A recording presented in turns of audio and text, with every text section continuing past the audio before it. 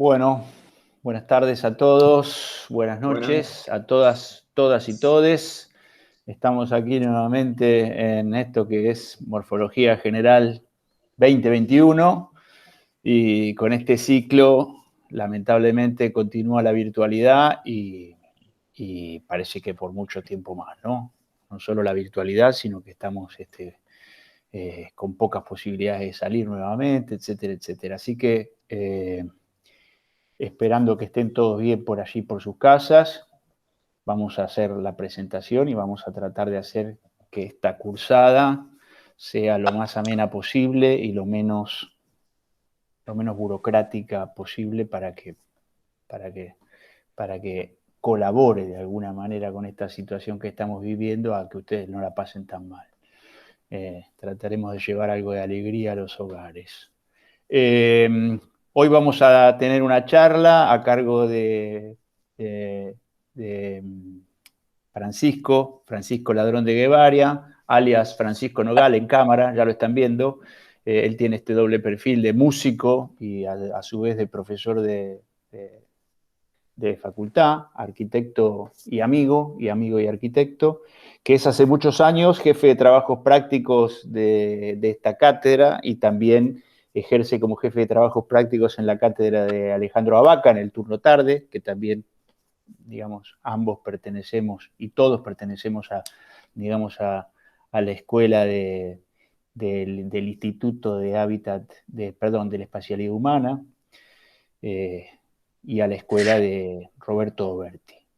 Así que bueno, con Francisco Nogal, para mí es como una especie de doble alegría, porque de alguna manera él se formó conmigo en su momento, él fue alumno mío en la cátedra de Doberti y he seguido su derrotero como estudiante primero, después como arquitecto, como profesional y después como docente, prácticamente palmo a palmo conmigo, con lo cual para mí es una alegría presentarlo.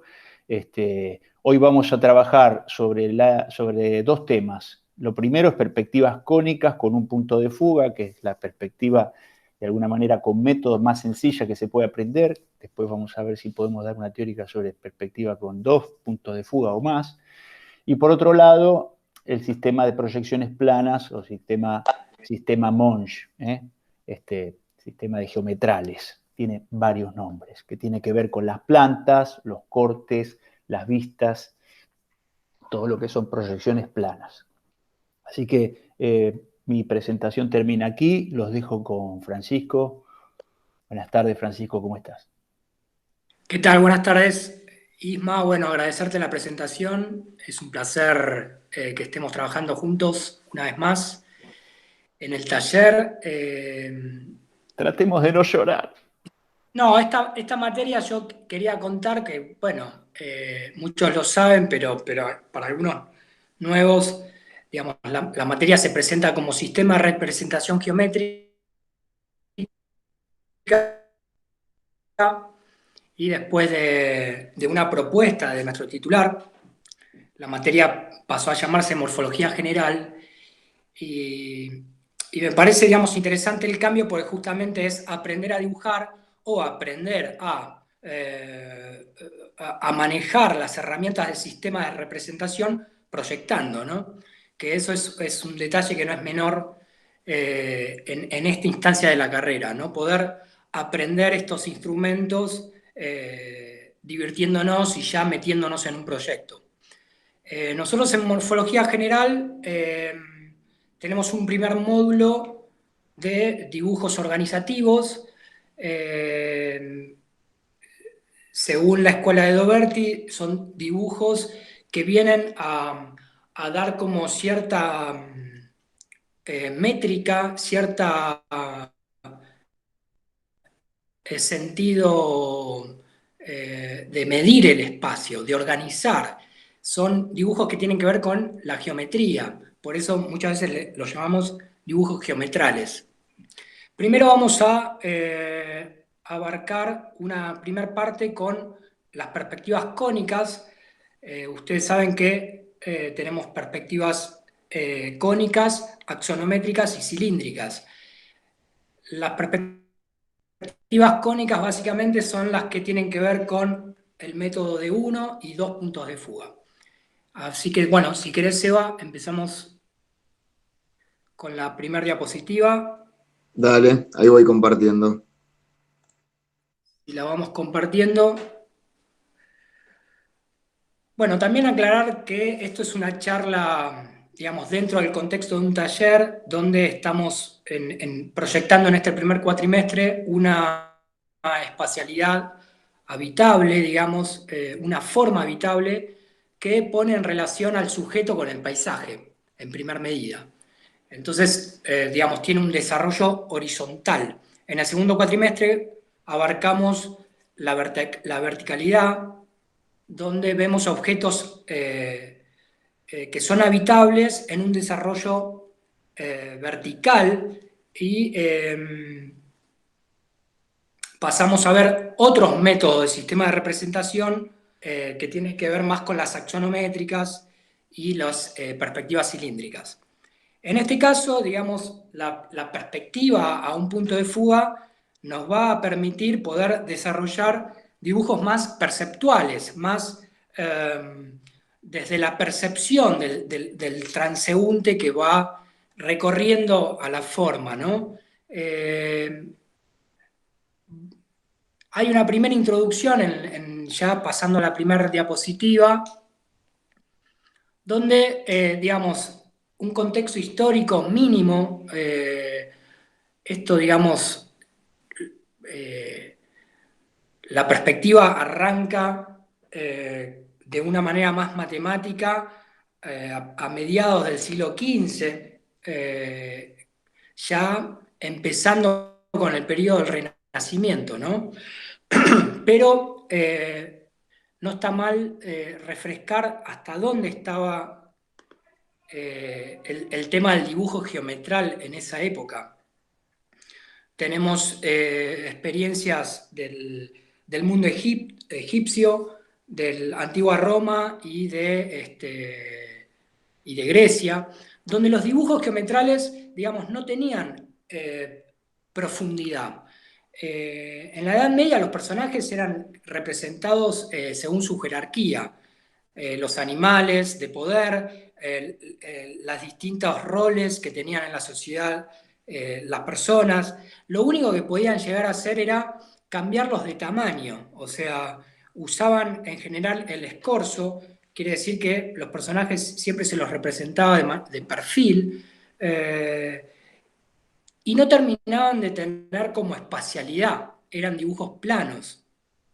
Después, en antigua Grecia y Roma, los primeros intentos también, o sea, van a acercarse a la perspectiva, pero de una manera muy intuitiva y, digamos, con ciertas líneas oblicuas que aparentan cierto método, pero eran todos ejemplos de acercarse intuitivamente, ¿no?, al espacio. Pero de alguna manera ya acercándose al siglo XV, empieza a haber como ciertas ideas de espacio geometral. En la próxima diapositiva también vemos algún ejemplo en Oriente, con alguna experiencia en Inglaterra, donde también hay algunas representaciones de la Edad Media que intentan, digamos, utilizar esta proyección oblicua, pero no terminan de darle como una armonía al dibujo, ¿no? Son representaciones de la escena cotidiana donde también hay como una falsa perspectiva, ¿no? Es como se simula la realidad, pero no llega a tener la rigurosidad que se tiene, por ejemplo, en el caso de al lado, en la perspectiva en esta pintura de la Catedral de San Pablo en Londres, llega a ser como una especie de axonométrica, ¿no? Pero no tiene todavía la lógica que nos viene a proponer las perspectivas cónicas. En la próxima diapositiva, ya entrando en el Renacimiento, aparece la perspectiva ya como una ciencia, como un soporte matemático, como un método que viene a mensurar, digamos, el espacio y a poner un poco las cosas en su lugar, ¿no? A hacer como una representación de la realidad más fiel, más rigurosa, donde los elementos empiezan a tener más proporción, más lógica. A mediados del siglo XV, bueno, en esta imagen de Piero della Francesca, se puede observar cómo a partir de la mera intuición ya empiezan a haber ciertos medios técnicos, ¿no? Que desarrollan una cierta teoría matemática de todo esto, pero siempre desde el punto de vista pictórico, ¿no? Representar la realidad en un plano donde se empieza a simular como cierta profundidad en el espacio. Esto me parece muy importante en nuestro contexto, en nuestra materia, porque nosotros, digamos, siempre nos manejamos en un grado de abstracción donde estamos prefigurando aquello que va a ser real a futuro. En este momento de la perspectiva se representaba lo que ya existía, ¿sí? Todavía no se utilizaba como un método de prefiguración, de proyección a futuro. En el próximo, en la próxima diapositiva vemos cómo en la experiencia de Filippo Brunelleschi en Florencia, también siglo XV, empieza a desarrollarse el método de la perspectiva a partir de la necesidad de elevar el Duomo. Santa María del Fiore, que es una catedral donde se empieza a proyectar una cúpula de 45 o 50 metros de diámetro. Entonces es ahí donde, a partir de la necesidad del hombre de tener que construir esta arquitectura, necesita planos que cuenten rigurosamente cómo va a ser esa construcción. Entonces se empieza a desarrollar un método que tiene que ver con la tabla del bapiesterio. Si ustedes van a internet a buscar información, hay muchísimo sobre este tema. Nosotros vamos a ir saltando entre estos puntos y ya meternos en el método. Pero lo interesante de esto era cómo, digamos, Brunelleschi empieza a pensar de cómo es esto de la espacialidad envuelta por líneas, líneas que tienen que ver con la proyección y líneas que tienen que ver con los trazados del dibujo, ¿no? Ahí a la izquierda arriba vemos una persona que está mirando a través de dos espejos y que están sido perforados por una línea recta que unen estos dos agujeros por donde el observador mira a través de esos dos agujeros y puede observar un elemento que tiene por delante, ¿no? Esto es sumamente importante porque empiezan a ver que la perspectiva se empieza a tensar a partir de un punto, y ese punto tiene que ver con el ojo del observador. En el dibujo claramente hay líneas punteadas donde se empieza a visualizar que a partir de ese punto que es el ojo, se empieza a jugar con una distancia entre una tabla y la otra, entre un espejo y el otro, donde el personaje tiene un espejo en su mano izquierda que lo va alejando y lo va acercando. Y empieza la imagen a agrandarse o achicarse, ¿no? Es ahí donde empieza a desarrollarse la perspectiva cónica. Y se le dice cónica porque justamente las líneas de proyección conforman un cono. Y ese cono es atravesado por distintos planos imaginarios que me van midiendo la distancia del observador hacia el objeto. Pasamos a la próxima diapositiva y vemos otra experiencia de Masaccio, también en la iglesia de Santa María de Novella, también en Florencia, pero no es el Duomo, donde también yo puse, digamos, un ejemplo que se está concertado con un corte y una planta, que tiene que ver más con el sistema Monge, pero lo interesante de esto es empezar a ver y a tener la gimnasia de visualizar las distintas formas geométricas en el espacio, ¿no? Si yo veo cualquier objeto, ya sea de arquitectura o de lo que fuera, puedo empezar a ver o a visualizar, digamos, formas geométricas puras que me empiezan a dar una proporción, me empiezan a dar como un sentido geometral de lo que estoy viendo. Y en esta iglesia hay una situación escultórica, medio escenográfica también, donde se ve al Cristo ubicado en un punto envuelto por una especie de recinto o hendidura en el espacio, donde pareciera que hay muchísima más profundidad de la que hay realmente. En el corte vemos que serán 2 metros, pero que esos 2 metros en profundidad más la situación de escalera hacen que ese objeto sea mucho más grande, digamos. Se le da más importancia al punto donde estoy haciendo foco, ¿no?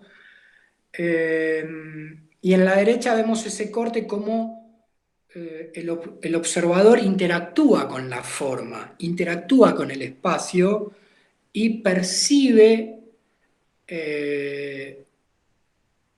esta espacialidad que se va desarrollando de manera cónica, ¿no? Los distintos planos de acercamiento le van dando como una profundidad al dibujo. En el medio hay una especie de render donde todos estos vectores o este dibujo de alambres está renderizado y de alguna manera se empieza a visualizar ese mismo espacio, pero con valores de superficie se le da mayor profundidad, se acentúan las sombras y empieza a haber como una aproximación a la forma.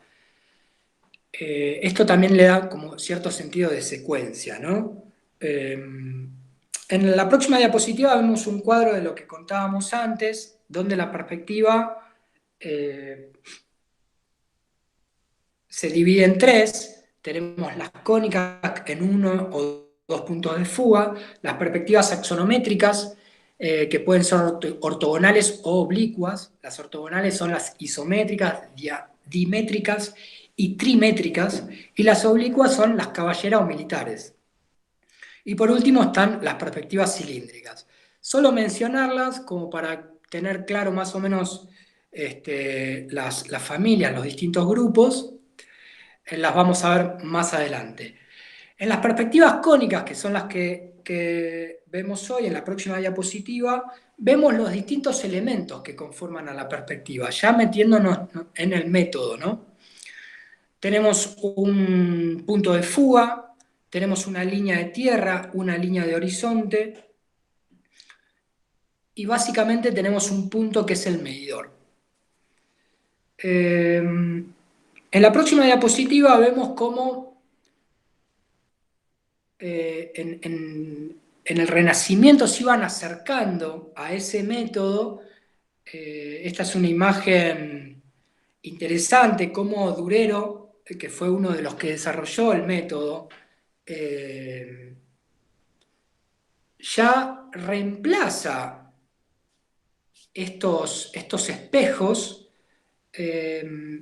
y el espejo que antes veíamos en el personaje, que tenía con la mano que se lo acercaba o se lo alejaba, se empieza a ver en el método un plano virtual, que es la grilla en verdadera magnitud, ¿no? Ese cuadriculado que vemos en el medio es simplemente una grilla ortogonal donde se va a establecer, esto es algo relativo, digamos, porque puede estar más adelante o más atrás, pero siempre en ese plano virtual nosotros vamos a entender que hay una escala, hay una medida, ¿sí? Y esa medida es la que llamamos la medida en verdadera magnitud, digamos, ¿no? Si esa grilla tiene 1 metro por 1 metro, en mi dibujo vamos a tener la misma grilla, la vamos a representar en nuestra perspectiva y vamos a tener ese plano como el plano real, el plano que nos va a dar la escala, es como una especie de regla. En la próxima diapositiva vemos más ejemplos donde, si queremos, podemos empezar ya a visualizar los elementos de la perspectiva, como la línea de horizonte que coincide siempre con el punto de fuga, y las distintas líneas de proyección, que son las líneas rojas. Y a la derecha vemos cómo siguen desarrollando el método con esta grilla en verdadera magnitud que lo van acercando o alejando, dibujando paisajes, objetos, personas, y cómo trasladan ese plano de verdadera magnitud a el plano del papel, digamos, ¿no? En la próxima diapositiva ya empezamos a ver todos los elementos de la perspectiva y nos metemos de lleno en el método. El método básicamente, digamos, se compone de líneas y puntos. Algunas líneas son líneas que van a servirnos de proyección, de construcción, y algunas líneas tienen que ver ya con el dibujo en sí. Uno va dibujando y va construyendo el dibujo que luego va a aparecer. Por eso es importante tener en cuenta eso, no todo lo que yo trazo termina siendo el dibujo en sí. Es importante saber que muchas son líneas punteadas que después voy a borrar, ¿sí? Por ejemplo, la línea de tierra. La línea de tierra es donde apoya el objeto, ¿no? Es donde pisa el observador.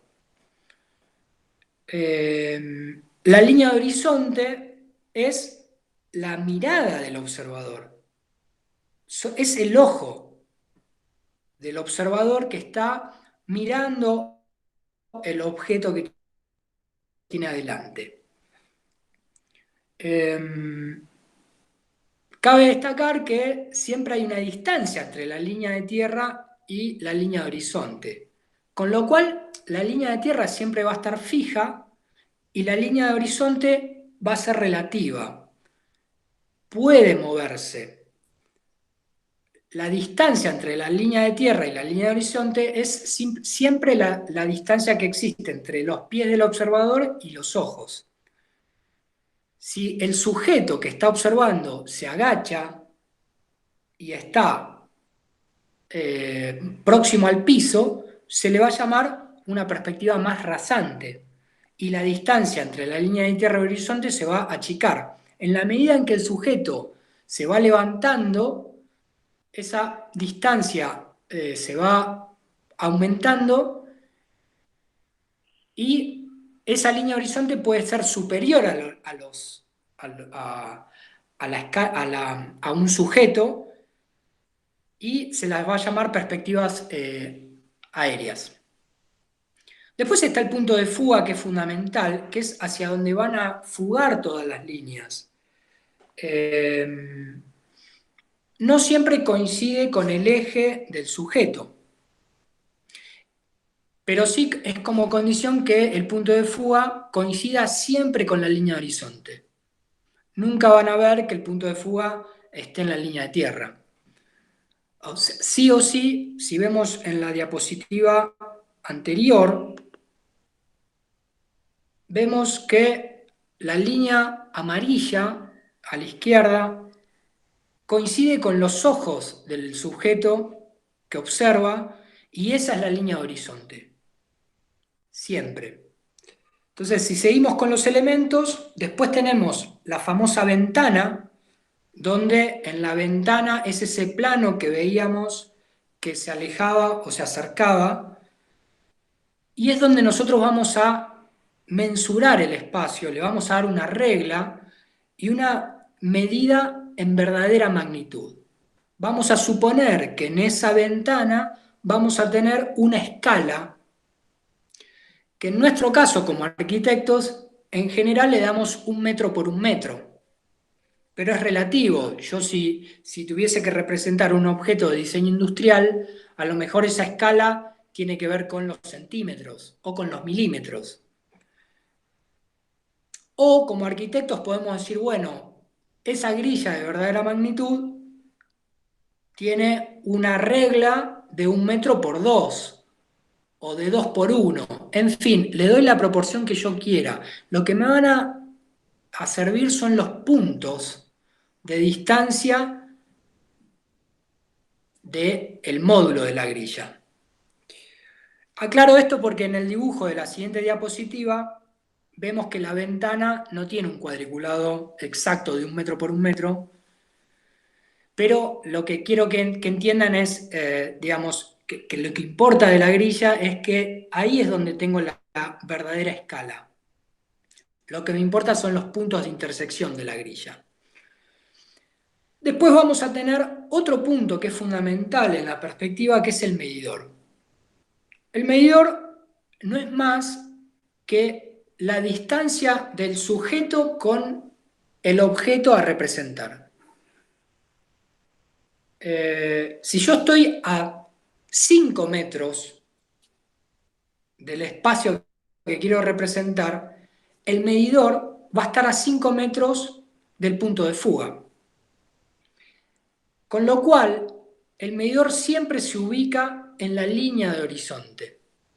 ¿Sí? O sea, hay ciertas leyes que no podemos transgredir. Si yo ubico al medidor en otra línea que no sea la línea de horizonte, no voy para ningún lado, digamos, no va a funcionar el método.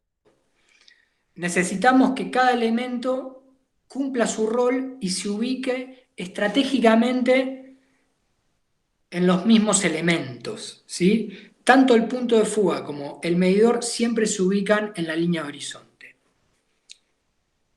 Esa línea de horizonte va a ser variable hacia arriba o hacia abajo y la línea de tierra siempre va a ser fija.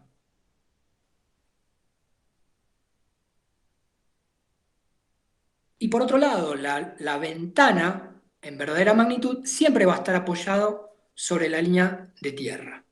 Con lo cual ya empiezo a tener como una tectónica del dibujo, como una distribución de los elementos estratégica. En la siguiente diapositiva vemos todos los elementos y algo fundamental que es la distancia del medidor. Ahora vamos a ir construyendo la perspectiva, pero es interesante que entiendan el concepto de la perspectiva, ya sea a 1 o a 2 puntos de fuga. En este caso vemos cómo el sujeto está parado por delante de esa grilla o esa ventana en verdadera magnitud y vemos que la distancia del sujeto hasta esa ventana es la misma que del punto de fuga al medidor. Esos dos puntos negros que vemos, el del centro es el punto de fuga y el de la derecha es el medidor. Y ahí simplemente dice, la ubicación del medidor es igual a la distancia del sujeto hasta la ventana. Las dos líneas rojas, la línea de tierra siempre en el piso y la línea de horizonte coincide con los ojos del sujeto. En la próxima diapositiva vemos las variables de las cuales hablaba. Yo en general me adelanto un poco, pero justamente para que vayan teniendo la información y después con una diapositiva poder visualizarlo claramente. La posición de la línea de horizonte es variable, porque la altura de la perspectiva también es variable. Vamos a tener una variación en vertical y vamos a tener tres posibles alturas de la línea horizonte. Si el sujeto estuviese a 50 centímetros del piso, si estuviese parado en un desnivel como vemos a la izquierda en el primer caso, la distancia entre la línea de tierra y la línea de horizonte va a ser menor a su altura, digamos, ¿no? La altura de los ojos al piso promedio 1,80. No sé, yo tengo unos 60, pero en el caso de Ismael podemos tener 1,85 o algo así, 1,90. Podemos estar agachados. Perdón, no. Mi altura puede ser, la altura de la persona no es la misma que la altura de los ojos, con lo cual el Bien, 1,60 no está tan mal, ¿eh? Ojo, porque bien. siempre hay unos 15, 20 centímetros hasta arriba de todo.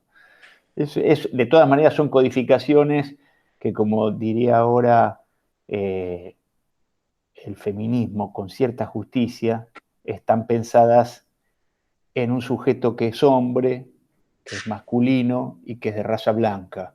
No lo digo por la altura, pero sí, de alguna manera Bueno, también por la altura, porque de alguna manera en Latinoamérica o en África hay tribus mucho más bajas, etcétera, etcétera. Pero bueno, la justificación sería, sí, bueno, nosotros inventamos la perspectiva, que la hicimos a referencia nuestra. Bueno, sí, nada, cabe Pancho, aclarar, perdón. ¿no?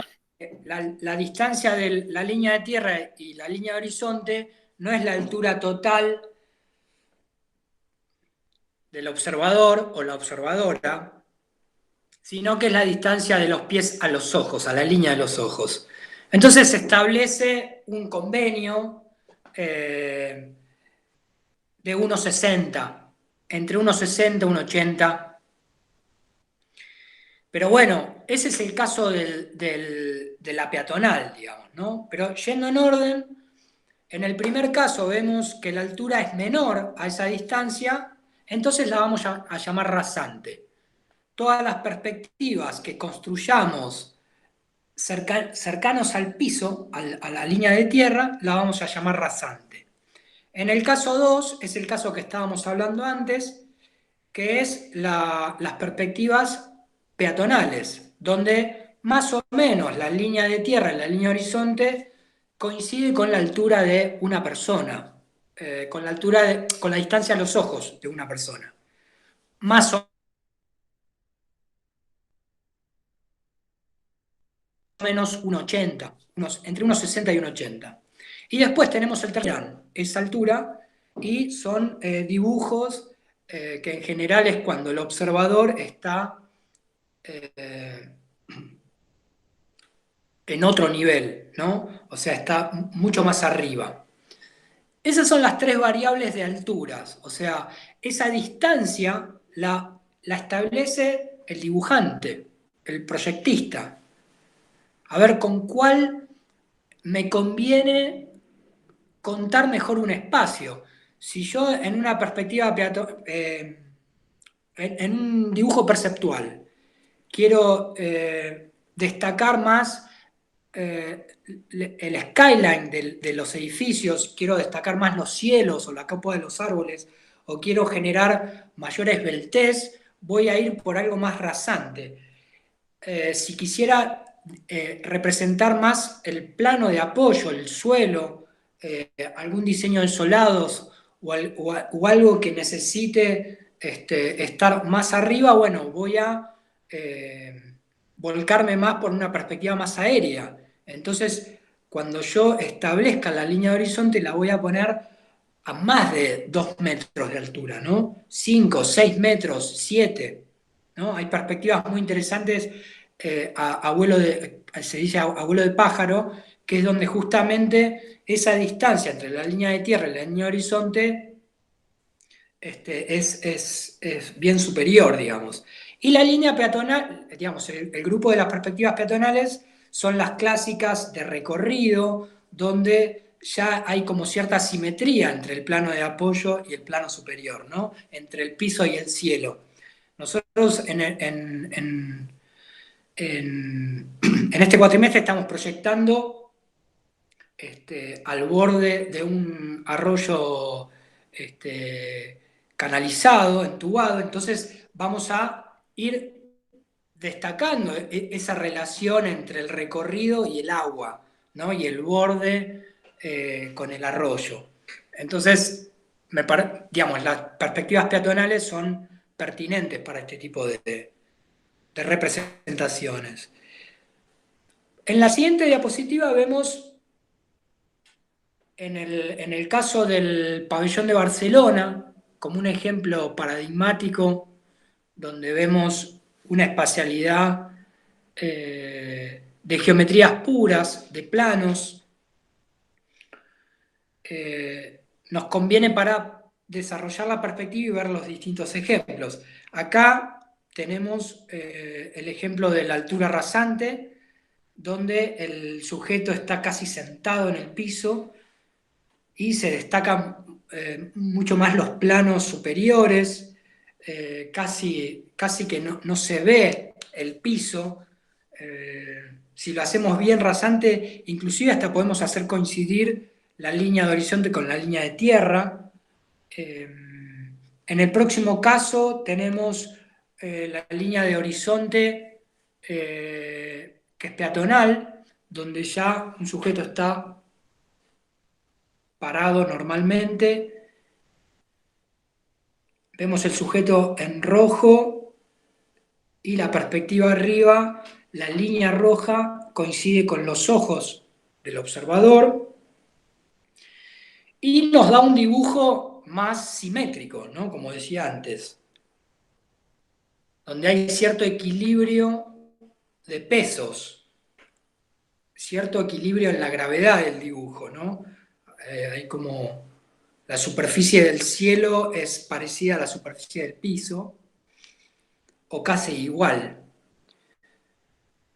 Y después en la última tenemos el ejemplo de la aérea, ¿no? Donde ya vamos a hacer como un énfasis en todo lo que es el diseño de techos, si se quiere, o también nos sirve para poder destacar alguna perspectiva que tiene que ver con la doble altura, ¿no? Muchas veces en nuestras formas pensamos espacios que se puedan visualizar desde algún balcón interno o en muchos casos las utilizan para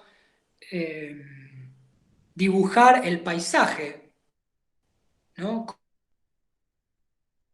Cómo desde nuestra forma podemos ir recortando ese paisaje y en algunos niveles superiores podemos ver el entorno inmediato desde una perspectiva más aérea. En la próxima diapositiva vemos lo que son las variables según la posición del sujeto. O sea, así como tengo variables en altura, una perspectiva también tiene variables en el sentido horizontal, ¿sí? Es muy simple, digamos, lo que tenemos a la izquierda, vamos a elegir la ubicación del punto de fuga sobre la línea de horizonte y nos va a dar estas tres variables. Vamos a tener un enfoque más hacia la izquierda. Si yo del punto medio me voy hacia la izquierda y ubico el punto de fuga sobre ese costado, voy a tener todo ese plano izquierdo mucho más rasante y voy a tener una amplitud del dibujo más hacia la derecha, ¿no? En los cuadros de arriba vemos esa diferencia, ¿no? Esa asimetría en el dibujo, donde seguramente si yo quiero destacar una situación de paisaje o de espacialidad que se desarrolla más a mi derecha, bueno, el punto de fuga lo voy a ubicar más hacia la izquierda. Es como al revés de lo que yo quiero destacar. Si yo me quiero ubicar en un dibujo, en una perspectiva más simétrica, me voy a ubicar en el medio del cuadro. Y si quisiera algo de énfasis de la izquierda, voy a ubicar ese punto de fuga más hacia la derecha.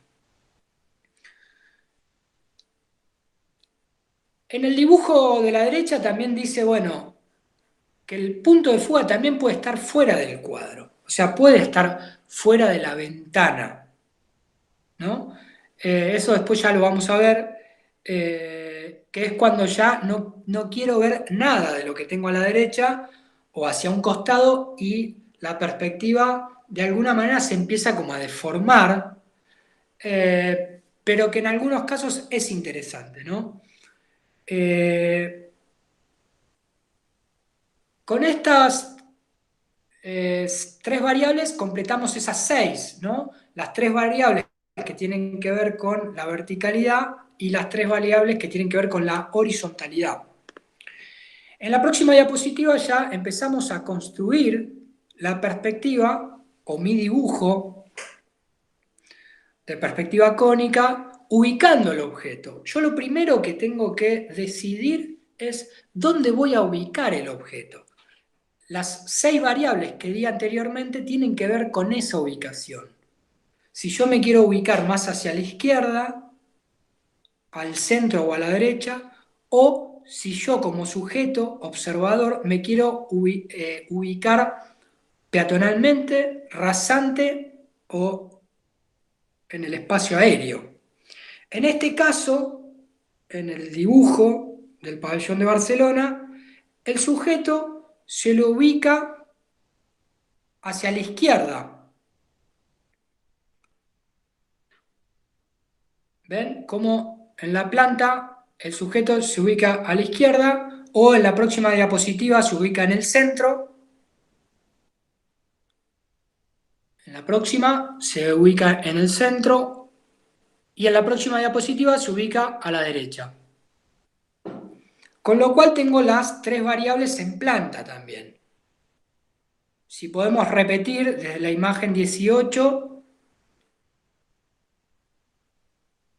esto es interesante, más allá del método, ver qué logro con cada ubicación, ¿no? Si yo me ubico en el centro, tengo una perspectiva mucho más equilibrada, mucho más centrada,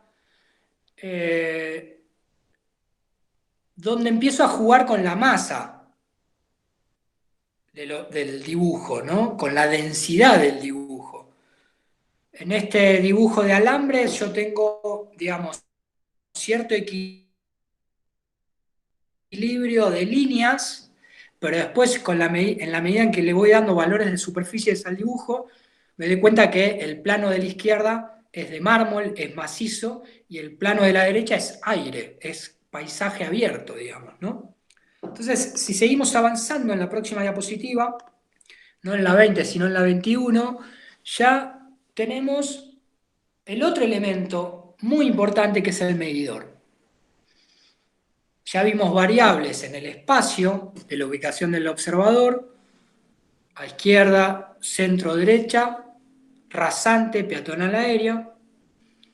Y ahora lo que nos queda es ubicar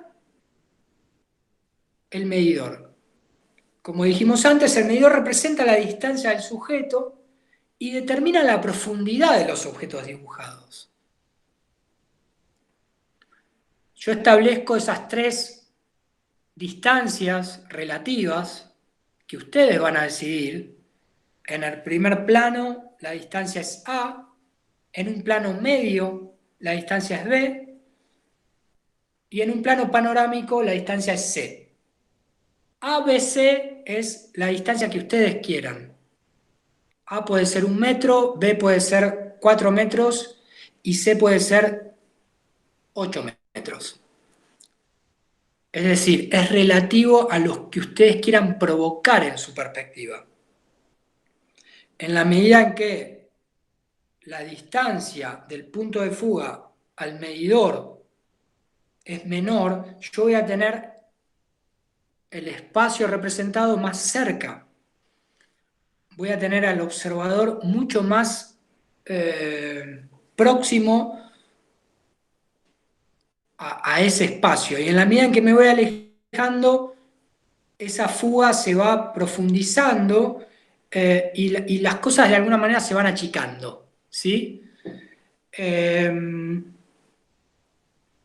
En la próxima diapositiva vemos esas 3 variables, ¿sí? Vemos un primer plano, en la segunda vemos el plano medio,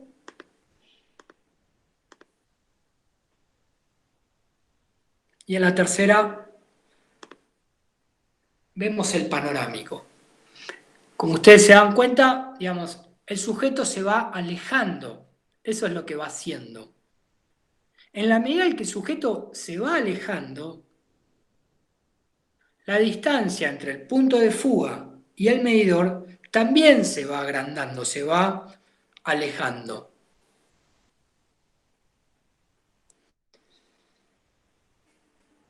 Es decir, yo vi me han explicado muchas veces el método de la perspectiva, pero nunca me han explicado estos conceptos. Siempre fueron directamente a explicarme los elementos sin darme una noción conceptual de cada elemento. Yo por años he dibujado con medidor, con punto de fuga, y mucho tiempo después terminé con esa conclusión. Ah, el medidor es la distancia del sujeto hacia lo que estoy representando. Y nunca me lo explicaron de este modo. Esto es importante porque yo puedo decidir de antemano qué quiero enfatizar en mi dibujo. Hay perspectivas que tienen más que ver con el detalle, con el desequilibrio, con lo asimétrico. Entonces seguramente el medidor sea cercano al punto de fuga, seguramente me corra a un costado, no voy a estar con una perspectiva en el centro,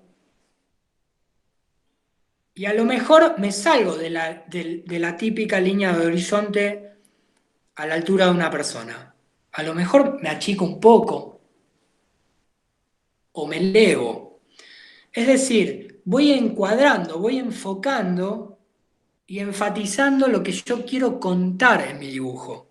Muchas veces dibujamos porque sí, representando. Y lo que nosotros queremos es enseñarles un sistema de representación geométrica que juegue a su favor, que juegue a favor del proyectista. En la próxima diapositiva vemos, bueno, la construcción de la perspectiva, ¿no? Nosotros dijimos que lo primero que vamos a establecer es una línea de tierra, que es la línea de abajo. Lo primero que vamos a trazar en el papel es una línea horizontal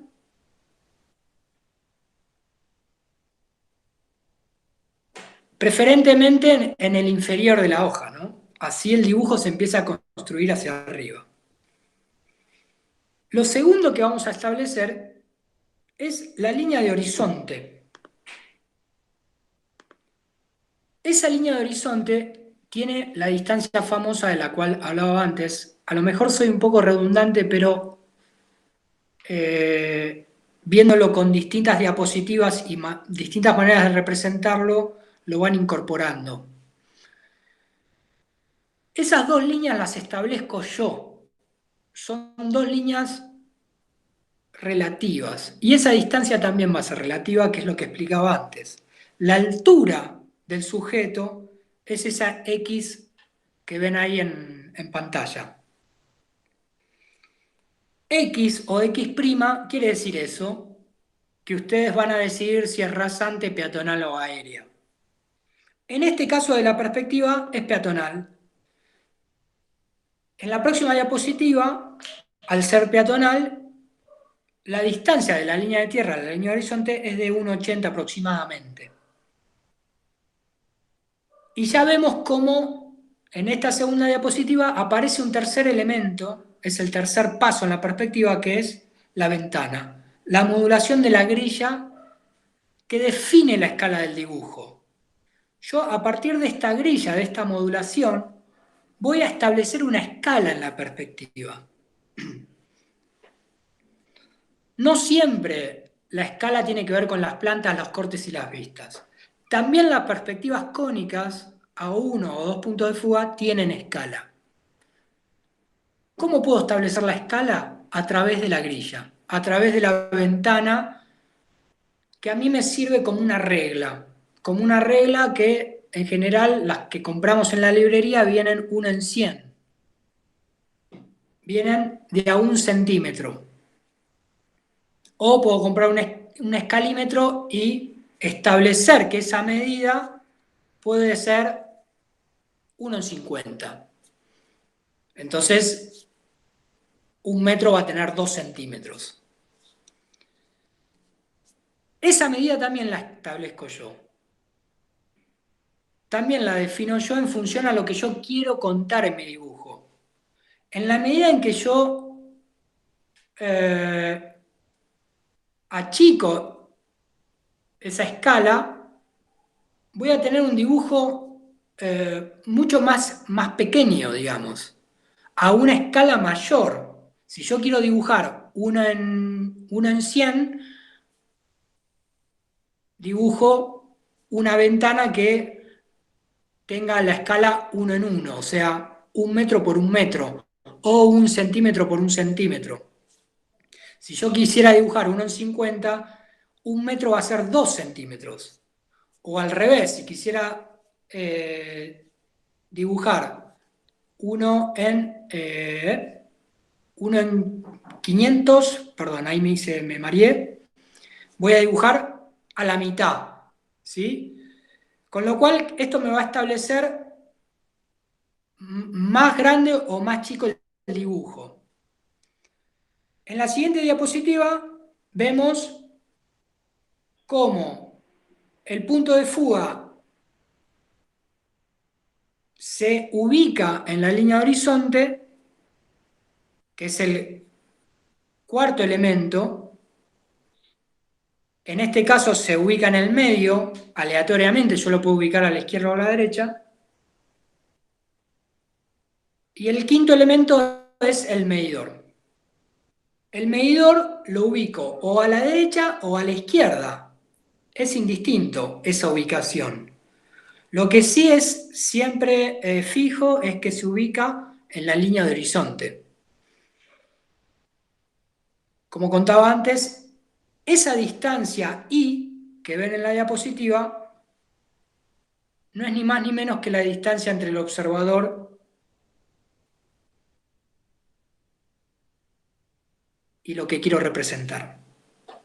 En mi dibujo, en mi plano, en mi papel, la única manera que tengo de establecer esta distancia es sobre el plano de la ventana, de la grilla, de la escala en verdadera magnitud, como veíamos antes. A ver, en la diapositiva anterior teníamos una escala de 2,1, ¿verdad? En vertical tenemos 1 metro, en horizontal 2 metros. Eso en el dibujo puede ser 1 centímetro y 2. En la siguiente diapositiva vemos esa distancia y está aproximadamente, si contamos los módulos, casi 7 metros, ¿sí? Entre el punto de fuga y el medidor. Bien. En la siguiente diapositiva, a mí se me trabó, un momento. En la siguiente diapositiva, en la anterior, en la 4, A ver.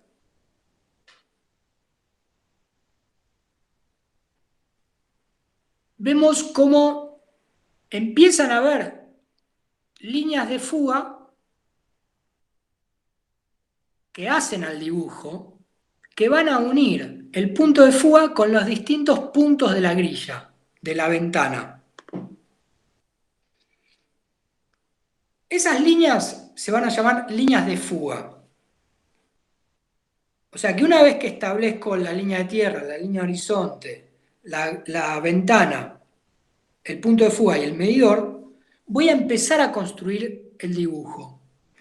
Y el dibujo siempre se construye desde el punto de fuga hacia la ventana. Con lo cual esas líneas de fuga van a ser el dibujo. Yo lo que quiero destacar en este momento es que tenemos, como decía antes, tenemos líneas que hacen a la construcción del dibujo, son líneas imaginarias. Líneas que me ayudan, es como un puntal en una obra, yo después lo quito al puntal. Y después líneas que sí van a establecerme el dibujo. Hasta la diapositiva anterior, yo tengo solo elementos que me sirven de construcción, pero que no son el dibujo todavía. Y en esta diapositiva ya empiezo a visualizar el espacio. Con las líneas de fuga yo empiezo a visualizar el piso. ¿Dónde va a apoyar mi objeto? Con lo cual uno el punto de fuga con la intersección de la grilla. Y empiezo a trazar esos módulos. Empiezo a trazar el metro o los 2 metros que tengo en la grilla hacia el punto de fuga. El punto de fuga está por detrás de la grilla. En la próxima diapositiva se ve claramente que aparece un trazado que no es el dibujo, que me sirve para medir, me sirve para proyectar puntos. Muchas veces confundimos esas líneas y nos mareamos. Por eso están pintadas de otro color. Las líneas que están de negro son las líneas de fuga y estas dos líneas amarillas ya no vienen del punto de fuga, sino que vienen del punto del medidor. Lo primero que hago es elegir un punto de la grilla y unirlo con el medidor. Si vemos el primer punto de la izquierda abajo, ese primer punto me une al medidor con una línea imaginaria. Y sobre esa línea imaginaria amarilla, lo único que me interesa son las intersecciones con las líneas de fuga, que son esos otros 4 puntos negros. Sería bueno poder visualizar. Para la próxima sería bueno ver primero el primer punto y después los otros 4. Con lo cual tengo esa proyección de la intersección entre las líneas de fuga y las líneas auxiliares, ¿sí? Las líneas que se proyectan desde el medidor, esas líneas amarillas, las vamos a llamar líneas auxiliares al dibujo. Con lo cual me quedo con esos puntos. Es lo único que me interesa. Y en la próxima diapositiva, a partir de esos puntos, empiezo a trazar las líneas horizontales, que ya no son auxiliares. Estas líneas ya son el dibujo. Las líneas horizontales se cruzan con las líneas de fuga y ya me arman un plano horizontal de apoyo. La lógica de esa grilla me está estableciendo que esa medida de 2 metros se proyecta hacia atrás, fuga hacia atrás y esos 2 metros se van a ir achicando en la medida en que se acercan al punto de fuga. Pancho, O de alguna manera se alejan del observador. Sí, ¿cómo estás? Escúchame, ¿cómo venís con las diapos y el horario? ¿Cuántas diapos te quedan? Me piden tus ya compañeros acá estamos. que te haga un... Ah, buenísimo, no dije nada. Listo, que Ya tenga casi un estamos. recordatorio de eso. Listo, seguimos. Bien, entonces en esas líneas de horizontales yo veo el piso. En la próxima diapositiva veo el trazado de la pisada. Yo al tener ese piso cuadriculado, yo ya tengo la escala de verdadera magnitud de 2 por 1, ya lo tengo dibujado en el plano de apoyo. Lo que empiezo a visualizar, vemos arriba a la derecha el plano del pabellón de Barcelona, vemos el trazado de la pisada, de los distintos planos verticales, ¿no? Las paredes. Y lo que hago es ubicar esas líneas de apoyo, esos trazados de pisada. Una vez que hago esto, en la próxima diapositiva vemos cómo esas pisadas se van alzando en el espacio, ¿no? Vemos 1 metro, 2, 3, 4 metros. Entonces, si yo quiero prefigurar una forma que tenga cierta altura, lo que voy a hacer es, así como uní distintos puntos a la grilla, en esa línea inferior que es la línea de tierra, lo mismo voy a hacer con los demás puntos hacia arriba. Entonces voy a empezar a visualizar los distintos cerramientos de mi proyecto, ¿sí? Los paramentos verticales. En diseño le decimos paredes. En la próxima diapositiva vemos como el completamiento de los distintos prismas. O sea, como a partir de la pisada yo voy alzando el dibujo y lo único que voy haciendo es siempre ubicando una forma en el plano de apoyo. A partir del medidor voy trazando puntos y los voy alzando en el espacio. En esta diapositiva vemos líneas auxiliares y líneas principales que hacen al dibujo. Y en la próxima diapositiva vemos ya el dibujo completo sin las líneas auxiliares o más borrosas, ¿no?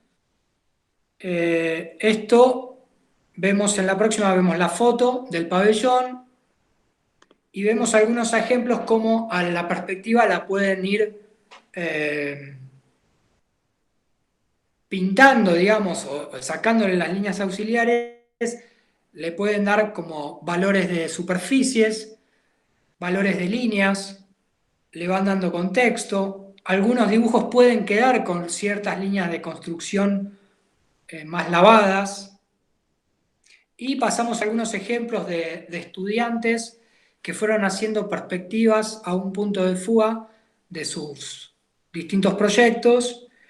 Vemos en la próxima diapositiva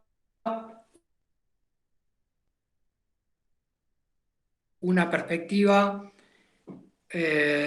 más peatonal, a la derecha vemos algo más aéreo, donde es interesante en esta etapa de estudio ver esas líneas de construcción, ¿no? Después paso a tinta las líneas que me interesan, que hacen a la forma, y puedo mantener las líneas auxiliares más lavadas, más suaves.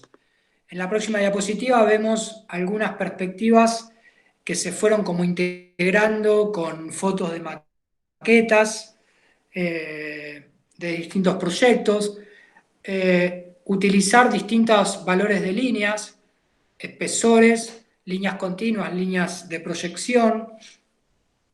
En la próxima vemos algunas perspectivas ya con más desarrollo en lo que es valores de superficies, texturas, sombras, donde se acentúan más las profundidades. Vemos enfoques más peatonales, más aéreos, otros más rasantes. Los de la izquierda son más de mancha, más intencionados. Los de la derecha tienen un poco más de detalle. y más ambiente, más clima tienen los dibujos. Otro caso, en la próxima diapositiva vemos perspectivas más aéreas. Acá ya estamos mezclando a 1 y a 2 puntos de fuga, pero le dan cierta dinámica a una lámina.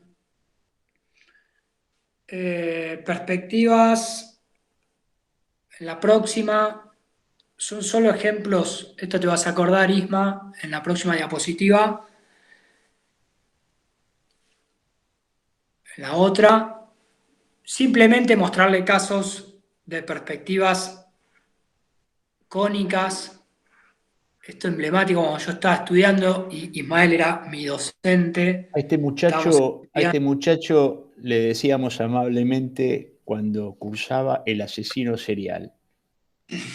Sí, así me apodaron, pero bueno, todavía hago honor al sobrenombre. Bueno, algunas perspectivas que tienen que ver con situaciones más aéreas, no quiere decir que esté en el aire.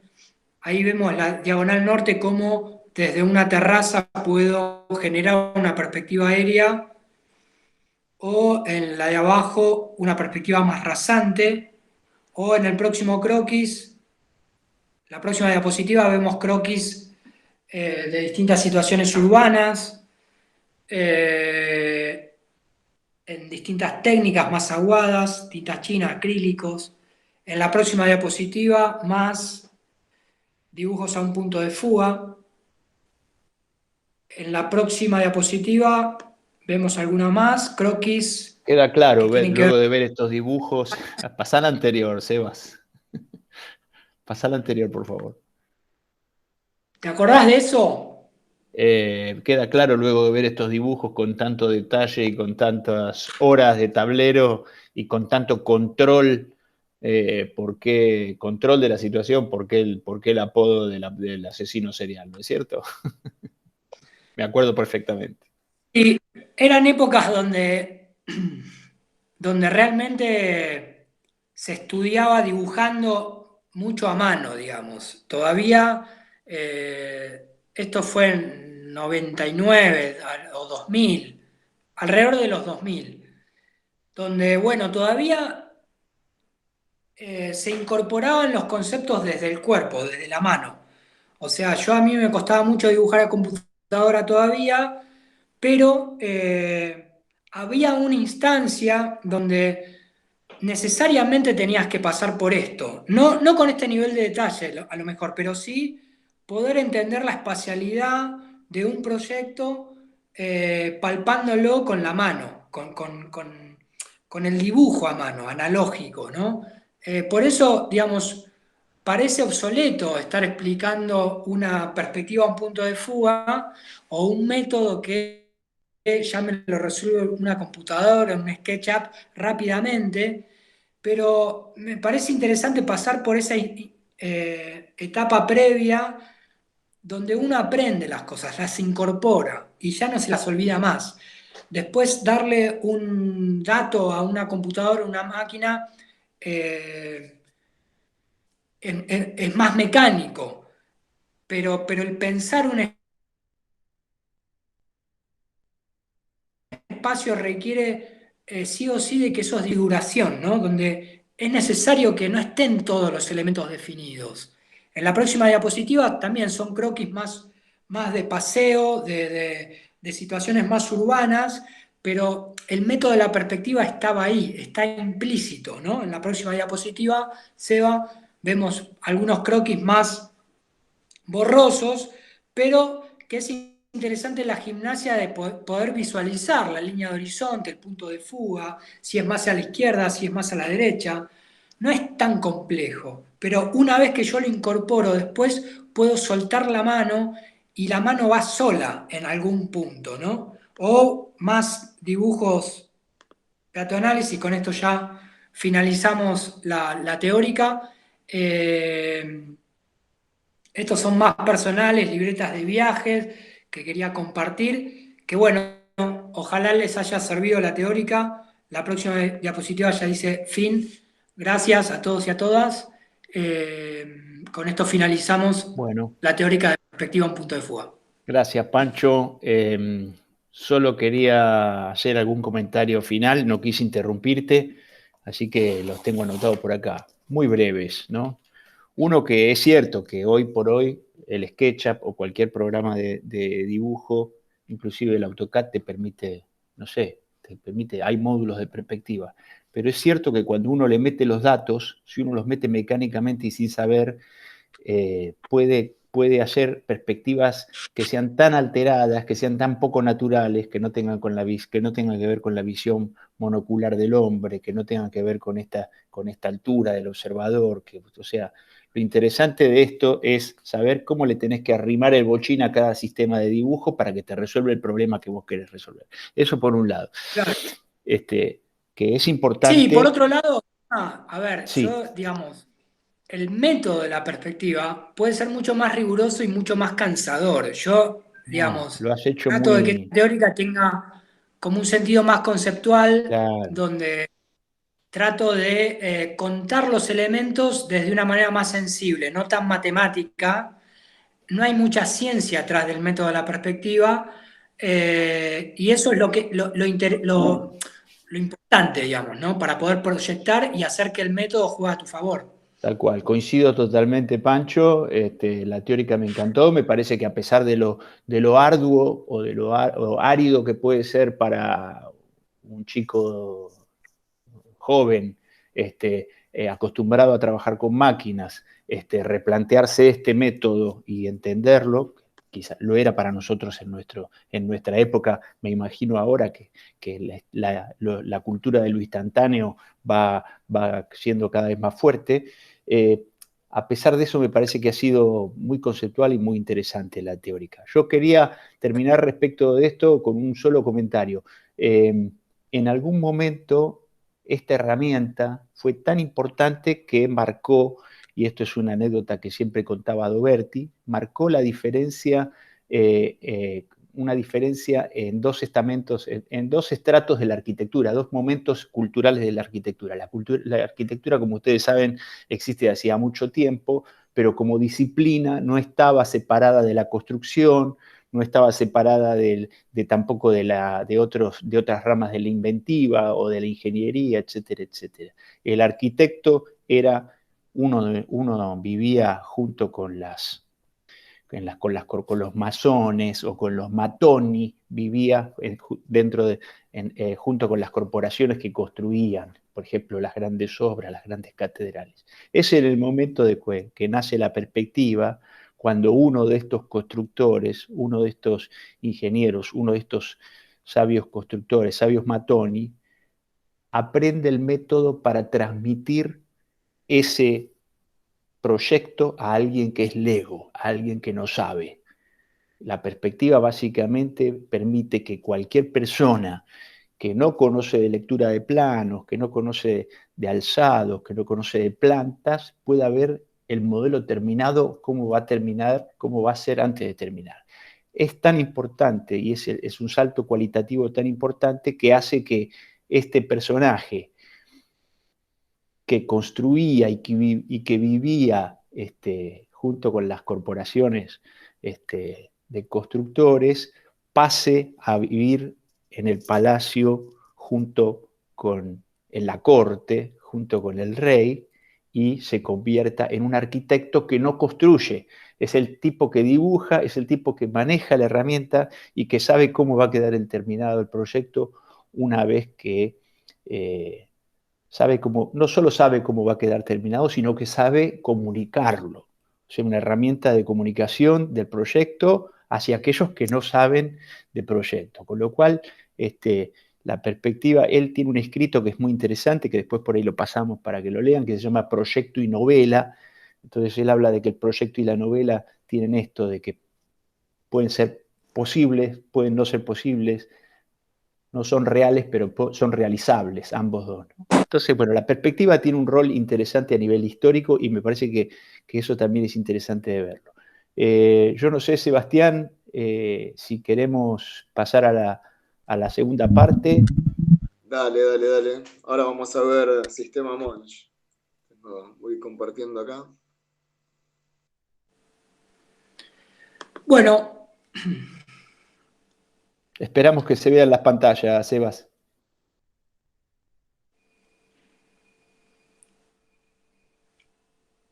bueno, coincido 100% lo que estaba contando Ismael. Nosotros desde siempre tenemos un enfoque más sensible, digamos, de los distintos métodos. Sensible, quiero decir que es, digamos, relativo a cada persona, digamos, relativo a la sensibilidad de cada persona. Hay estudiantes que necesitan más fórmulas, más datos para proyectar, son más de la receta, digamos, y avanzan muy bien. Y hay otros que necesitan ir más intuitivamente, ¿no?, sobre los métodos. Esto es importante destacar porque, digamos, no siempre se obtiene el mismo resultado, ¿no? No siempre se obtiene un buen resultado de proyecto siguiendo a rajatabla los métodos. Eh, por eso nos gusta darle un enfoque más amplio y entender que los métodos jueguen más a favor de cada estudiante, ¿no?, de cada proyectista. En este segundo módulo vamos a ver el sistema Monge. El sistema Monge es el famoso sistema o método que nos va a permitir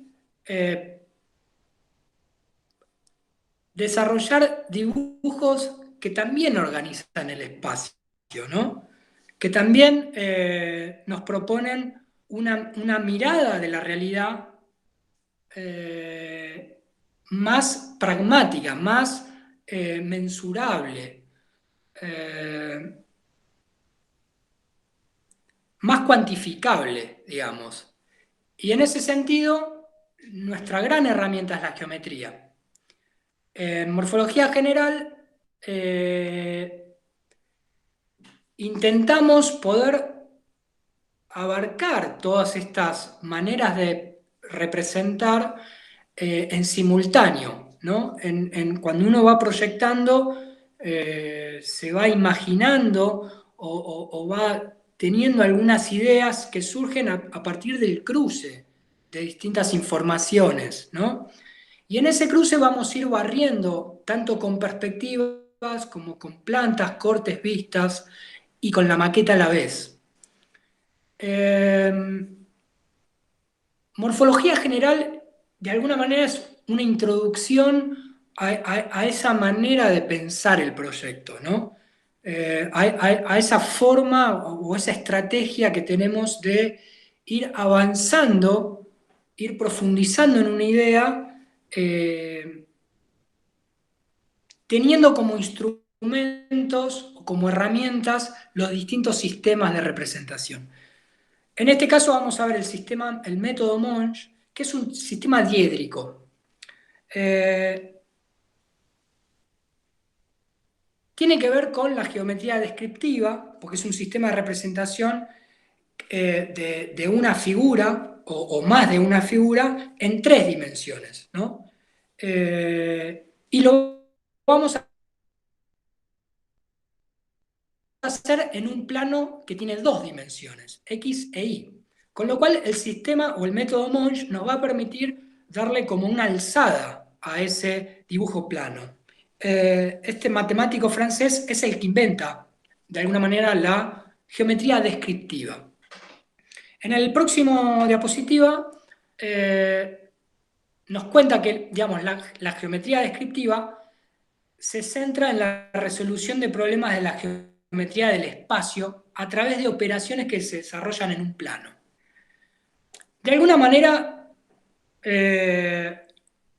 vamos a ver que un dibujo se puede desarrollar a partir del abatimiento de planos, ¿no? El sistema diédrico tiene que ver con eso, ¿no? Los distintos diedros son los distintos planos a los cuales se puede proyectar ese objeto. Con lo cual, este método posibilita la representación del espacio tridimensional a una superficie bidimensional, o sea, en 2 dimensiones. Y en el gráfico vemos esa interrelación entre esos 3 planos, un plano horizontal y 2 planos verticales. También existen una serie de puntos que se proyectan hacia ambos planos. Por ejemplo, el punto A, en el gráfico, vemos que una línea punteada lo une a otros 3 puntos. Puntos que se proyectan en un plano del piso, que es A1, y en otros 2 puntos que se proyectan en el plano B y en el plano W. O sea que el punto A va a tener una proyección A1, A2, A3. Simplemente significa eso, ¿sí? Este sistema diédrico se va a encargar de que a un punto en el espacio le correspondan otros 3 puntos, también en el espacio, pero ya proyectados sobre los diedros, los planos, ¿sí? En la cuarta diapositiva vemos el abatimiento de esos planos. El sistema básico dentro de esta geometría es el sistema diédrico de proyecciones diédricas ortogonales. Sí o sí estos planos van a tener un ángulo de 90 grados que los relaciona. Y estos planos van a estar unidos por una arista, ¿sí? Esos 2 planos proyectantes que forman entre sí van a formar un ángulo recto de 90 grados siempre. Es una condición del método. Ahí en este gráfico se visualizan 4 diedros, que son los 4 cuadrantes que están envueltos por estos 4 planos, ¿sí? El plano vertical y el plano horizontal, que al ser atravesados en el espacio se visualiza una arista, ¿sí? Que es la línea de tierra. En la próxima diapositiva, siguiendo un poco con esta lógica, vemos cómo ya no es un punto lo que está en el espacio, sino que ya es un objeto que yo voy a querer dibujar. Voy a necesitar describir la geometría de ese objeto en un plano horizontal y en un plano vertical. Como ustedes ya saben, digamos, vienen del ciclo básico común, del CBC, ya han dibujado plantas, cortes, vistas. Digamos, ya saben que el plano horizontal de alguna manera me va a dar la representación de la planta. El plano vertical me va a representar una vista o un corte. En este caso me va a representar la vista porque el plano vertical está por fuera del objeto, ¿sí? Con esto quiero decir que el plano vertical puede estar por dentro del objeto y hacer que esa representación vertical, esa proyección vertical, pueda hacer un corte. Lo mismo en horizontal. En horizontal yo puedo tener una vista aérea, que también puede ser una planta, o la planta tradicional es simplemente imaginarse un plano paralelo al piso horizontal que atraviesa la forma y la corta transversalmente. Con esto quiero decir que, en definitiva, los dibujos del sistema Monge que organizan el espacio siempre son cortes transversales o longitudinales a la forma, en horizontal y en vertical. Cada objeto tiene dos proyecciones o dos imágenes. Una sobre el plano vertical y otra sobre el plano horizontal. Esto es un concepto básico. Yo puedo explicar el método una y mil veces, pero si esto no lo tienen incorporado como concepto, nunca van a entender nunca van a terminar de controlar o manejar una planta, un corte, una vista. ¿Qué es lo que me quieren contar, ¿no? En la próxima diapositiva vemos cómo cada punto en el espacio tiene dos proyecciones ortogonales. En el caso del punto A, una horizontal es A1 y otra vertical es A2. En el tercer plano de proyección, el plano de perfil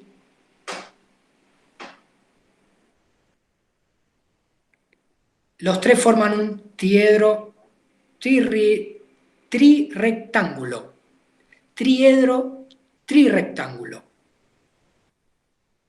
La proyección de los puntos que unen las aristas del objeto son A, A1, A2, A3. Sobre el plano horizontal, el plano vertical y el plano paralelo o perpendicular. En la próxima diapositiva vemos el abatimiento de los planos.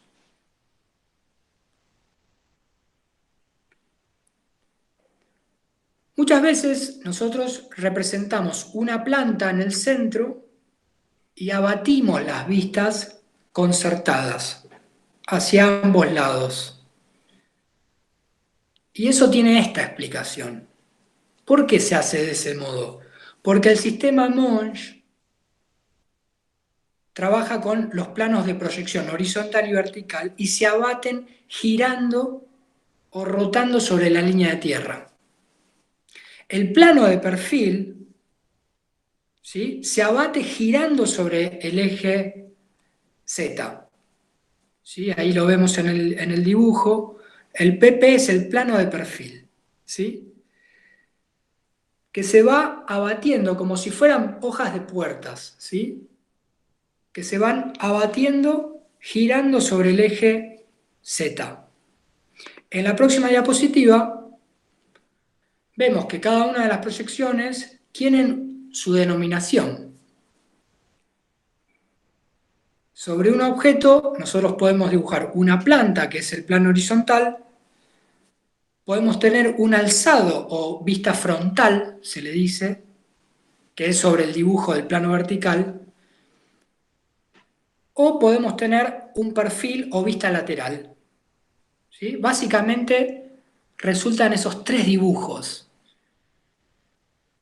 Y son tres dibujos que coinciden o corresponden con estos tres planos que me conforman el espacio.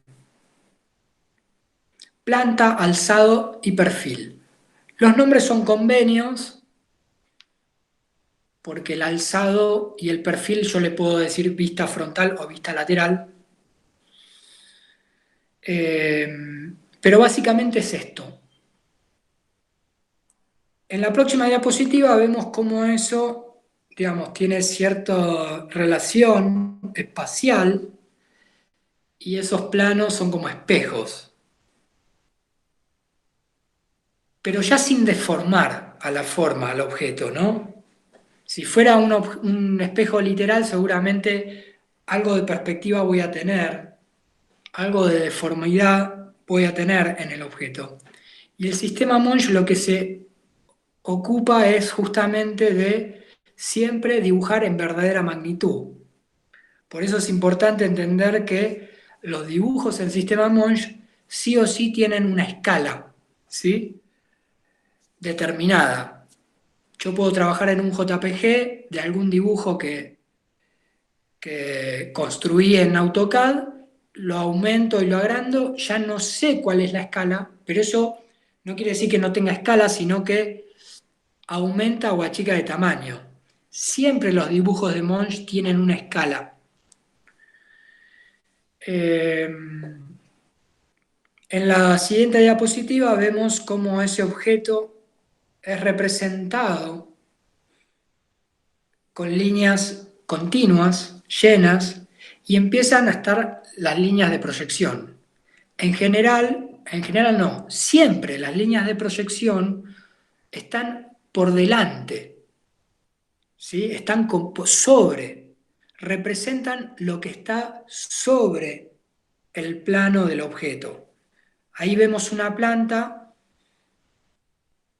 donde se visualiza el rectángulo del objeto con dos líneas de proyección. Esas dos líneas de proyección representan las aristas que tienen por encima del objeto. Representan ese escalonado que tiene el objeto. Para hilar más fino, esas líneas punteadas también tienen valores de línea y voy a reforzar, voy a pintar más fuertes o la punteada va a ser más densa cuando esa línea que tengo sobre la cabeza está más próxima.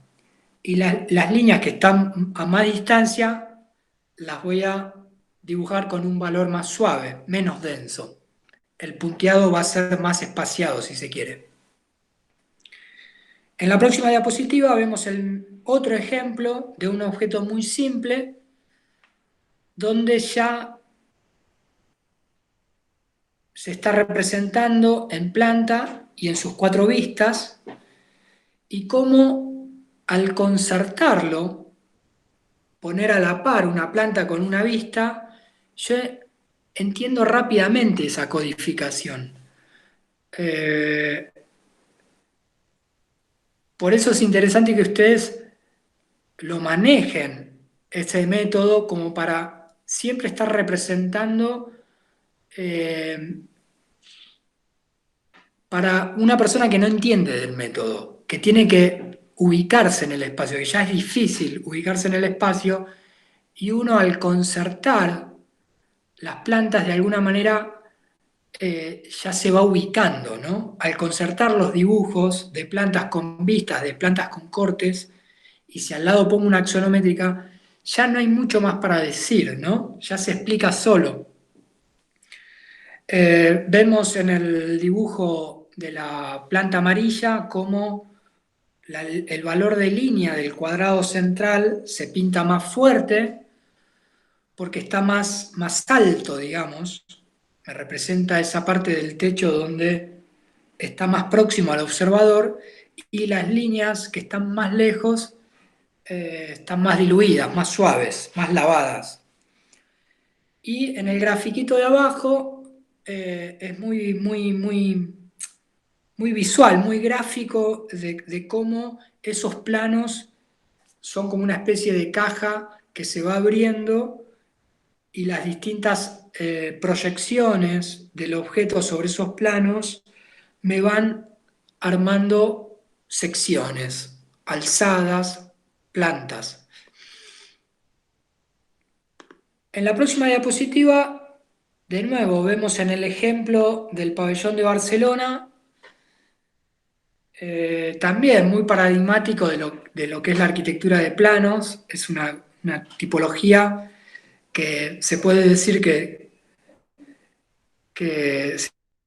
el espacio se conforma por planos, básicamente, y por pliegues, planos horizontales y verticales, y es pertinente para poder explicar el sistema Monge, ¿no? En la próxima diapositiva vemos cómo la planta es concertada con las distintas vistas y los distintos valores de línea. Y ahora vamos a pasar a la siguiente diapositiva, donde vemos las 3 alzadas, o 4. Siempre es interesante en el Monge poner un gráfico más pequeño de la planta, como para tener una ubicación. Si yo necesito armar una lámina solo de vistas, bueno, siempre es interesante poder interactuarlo con la planta. Y ahora comparto algunas imágenes de proyectos o obras paradigmáticas de la arquitectura moderna, de Wright. Así como tenías el pabellón de Barcelona de Mies, tenemos la Casa de la Cascada. con un corte también fabuloso, hecho a mano, donde también es un corte de la casa bien representativo de esa espacialidad, ¿no? Son planos que se elevan sobre una cascada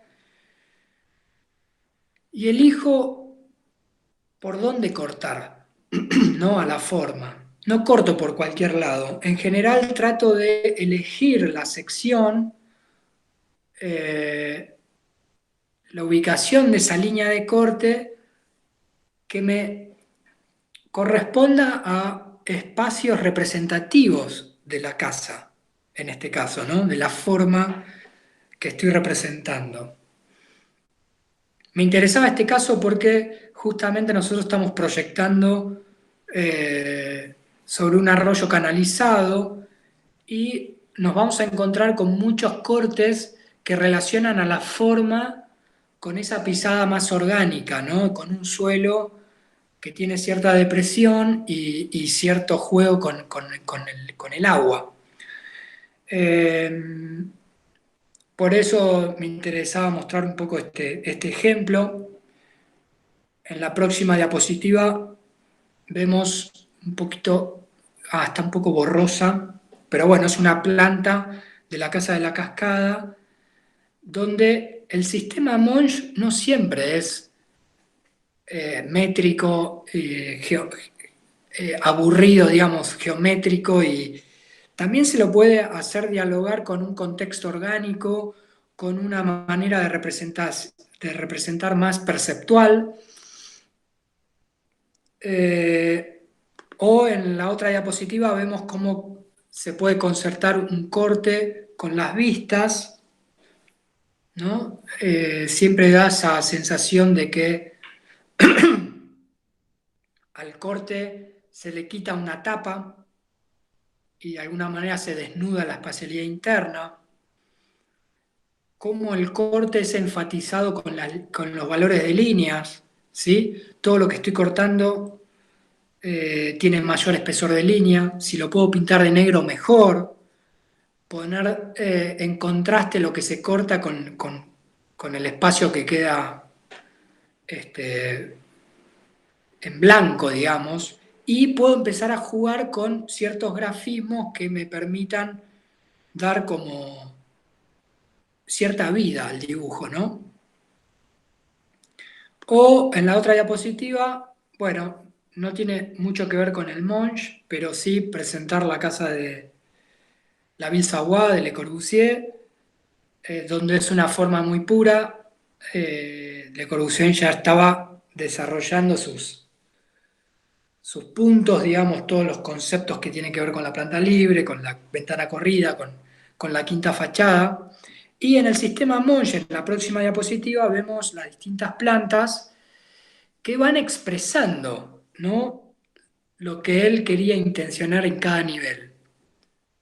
En una primer planta vemos la famosa planta libre, una planta sobre pilotis, que era uno de los puntos de Le Corbusier que le interesaba entender esa forma que se proyectaba arriba de esta planta libre, y en el sistema Monge yo lo represento con una línea punteada.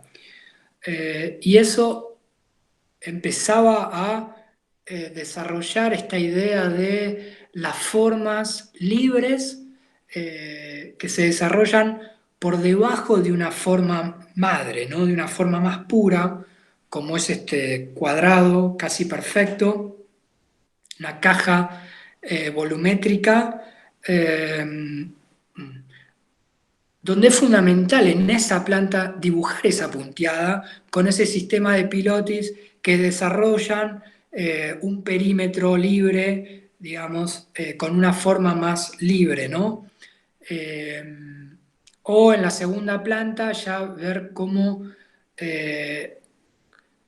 corto con un plano horizontal el espacio eh, por esa rampa, ¿no?, que me va dando como ese tiempo de subida, de ascenso, y ya esa línea de perímetro ya es continua, ya no es eh, proyectada. Yo creo que esto es una planta del nivel intermedio, y después tenemos una planta ya del último nivel donde ya aparece la quinta fachada, que es la terraza. Es interesante esto como ejemplo en sistema Monge porque de alguna manera es como una especie de vista, ¿no? Es como empezar a entender que los techos también son una vista a diseñar, ¿no? Una vista habitable, que ya no son las cuatro caras de plano vertical, sino que ya esta planta, esta cara horizontal, también puede ser una quinta fachada. Le empezaron a decir a partir de estos puntos de Le Corbusier. Entonces, empieza en el dibujo a interactuar ese corte de las distintas paredes o planos verticales con esos grafismos, esos diseños de suelos, donde vemos una interacción entre los espacios interiores y esta terraza habitable, ¿no? Abajo es interesante siempre esta concertación con perspectivas, ¿no? O dibujos más perceptuales. En la próxima diapositiva vemos el desarrollo de una vista con un corte, esta idea de concertar, vuelvo a repetir, aunque no sean del mismo plano, entender cómo esa espacialidad interior empieza a interactuar con lugares más estancos y la coronación final de la quinta fachada, o digamos, de darle como cierta jerarquía a esas visuales con relación al cielo. Es importante destacar que los dibujos tienen cierto peso, que las líneas tienen valores, no todas las líneas se dibujan con el mismo espesor. Entender que las líneas también me permiten grafismos, esos grafismos me permiten darle cierta volumetría, por más que yo esté dibujando en dos dimensiones, empezar a establecer recursos que me permitan darle cierta volumetría, ¿no? Ahí vemos cómo un cerramiento curvo empieza como a dibujarse con un grafismo en vertical y me da cierta idea de profundidad. O en la próxima diapositiva vemos un ejemplo paradigmático también de Tadao Ando, que es un proyecto que a mí me encanta, que es la casa Kiyosaki, también con un juego geométrico muy de morfología general, ¿no? Donde hay un diálogo de volumetrías y de distintos trazados que tienen que ver con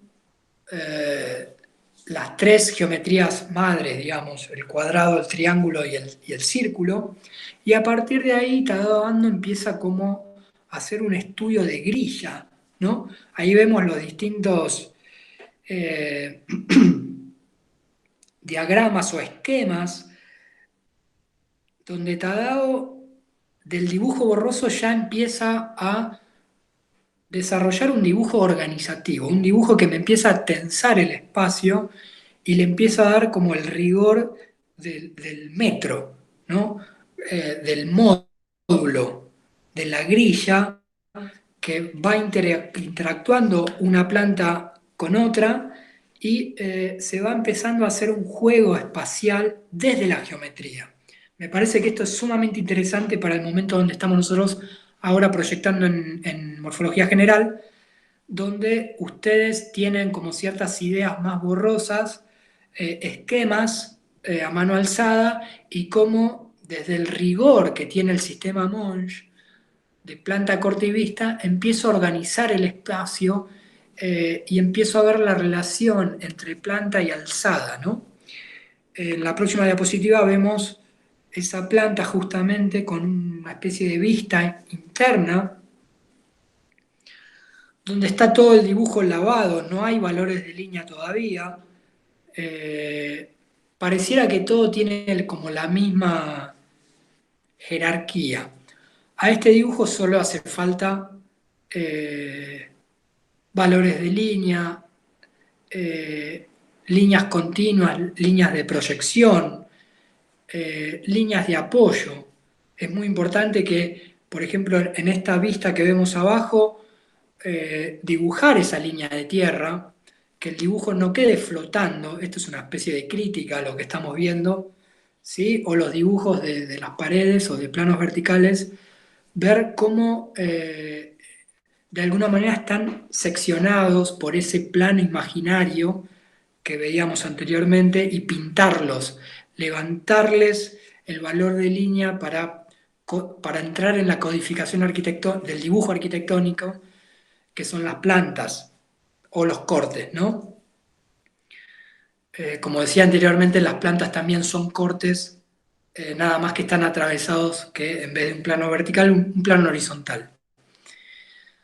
Bien, hasta acá está el sistema Monge con algunos ejemplos de obras que todos conocemos, que pueden investigar. Hay mucha información sobre estas 3, 4 casas paradigmáticas. Mies con el pabellón de Barcelona, la Ville Savoye con Le Corbusier, la Casa de la Cascada con Wright o la Casa de Kiyosaki de Tadao Ando. Ahora vamos a ver algunos ejemplos de estudiantes, compañeros de ustedes que han cursado otros años, donde está aplicado el sistema Monge en las distintas formas que fueron desarrollando, y lo vamos a mostrar con algunos dibujos ya de entrega y algunos dibujos más de proceso. Algunos proyectos tienen que ver con este primer cuatrimestre con formas habitables en horizontal, y otros, como este que vemos en pantalla, tienen que ver con formas más verticales. Pero para el caso es un poco lo mismo. Vemos en este caso un corte muy interesante a la izquierda, cómo en un dibujo puedo contar la interacción de espacialidad interior, cómo puedo de alguna manera expresar en una alzada y distinguir las distintas entidades que hacen a la forma, ¿no? Esta era una forma muy compleja que se componía de un sistema de vectores que me armaban una suerte de envolvente, que eran esas varillas que después en maqueta se representaron en varillas de madera, y interactuando con una serie de plegados o de pliegues que en el corte se ve esa continuidad de línea, de líneas negras gruesas, y que a su vez interactúan con algunos volúmenes. Nosotros en morfología general nos gusta empezar a ver cómo las formas se representan tanto en planta, corte y vista, y la forma siempre sigue siendo la misma, digamos, ¿no? Hay muchas veces nos encontramos en instancias del proceso proyectual donde una planta no tiene nada que ver con el corte, o el corte no tiene nada que ver con la vista, y eso de alguna manera nos hace ver que hay una deficiencia en cómo se está pensando la forma. Cuando vemos que los elementos son coherentes o siguen como un mismo sistema, tanto en planta, en corte o en vista, mediante esa verificación yo voy verificando, valga la redundancia, que la forma tiene cierta lógica, ¿no? Si veo solo en planta, no me voy a dar cuenta, no me voy a cruzar con ese problema nunca, ¿sí? O en el próximo caso, en la próxima diapositiva, vemos cómo este estudiante manejaba una forma con un sistema de pliegues que se desarrollaban en horizontal, y ya se iba pensando en planta, corte y vista a la vez. Y además en croquis, ¿no? Como veíamos en el módulo anterior, el croquis a un punto de fuga. Este es un buen ejemplo de interacción de esos dos registros, tanto el sistema de perspectiva a un punto de fuga con el sistema Monge. En estos dibujos es interesante el valor de superficie que le da a los dibujos, y a nuestro gusto le faltan sujetos, ¿no? Para darle un poco más de escala. O en la próxima diapositiva vemos otras representaciones de otros proyectos donde también un dibujo me lleva al otro y hay como una dinámica dentro de la lámina. Estos son 3 proyectos distintos donde vemos que con una misma técnica o una misma manera de representar, vemos 3 formas distintas, ¿no? El primero tiene como una lógica de apelamientos verticales mediante 2 cortes transversales a la forma, o el de abajo vemos un corte longitudinal que está como interactuando con una planta, o el de la derecha vemos cómo la lámina se estructura mediante un corte central que arma como un eje en la lámina y hacia abajo desarrolla una serie de perspectivas y hacia arriba desarrolla la planta, ¿no? Y más abajo, armando un zócalo, desarrolla una vista. Esta es una manera de componer una presentación que es un poco lo que estamos buscando, ¿no? Que interactúen estos 2 sistemas a la vez, el sistema de perspectiva a 1 o 2 puntos de fuga y el sistema Monge, ¿no? Eso de alguna manera nos arma una narrativa visual, nos van contando el proyecto sin tener que poner carteles ni explicaciones redundantes, ¿no? O en la próxima lámina vemos, por ejemplo, una planta de un proyecto que se desarrollaba en pliegues con la inserción de muchísimos sujetos y arrojando sombras, ¿no? Esto es como una especie de vista aérea lleno de personas, lleno de personajes. Y este sistema Monge también estructurado con líneas auxiliares, que también es muy interesante dejarlas en un valor de línea más suave, más lavado, interactuando con un corte inferior que también tengo líneas continuas de relleno que me expresa por dónde estoy cortando, y las líneas de proyección, que es lo que quedaría por detrás, ¿no? En el caso del corte, por detrás. En el caso de la planta, por encima, ¿sí? O en la próxima lámina, como también podemos empezar a jugar con el color de una manera intencionada, de una manera abstracta. Arriba a la izquierda vemos distintas plantas, distintas secciones de planta de distintos niveles, o abajo tenemos algo de planta y algunos cortes, donde fíjense que en la planta es una forma aparentemente ortogonal, y cuando vemos un corte, en realidad es un proyecto que se conforma por cintas curvas, ¿no?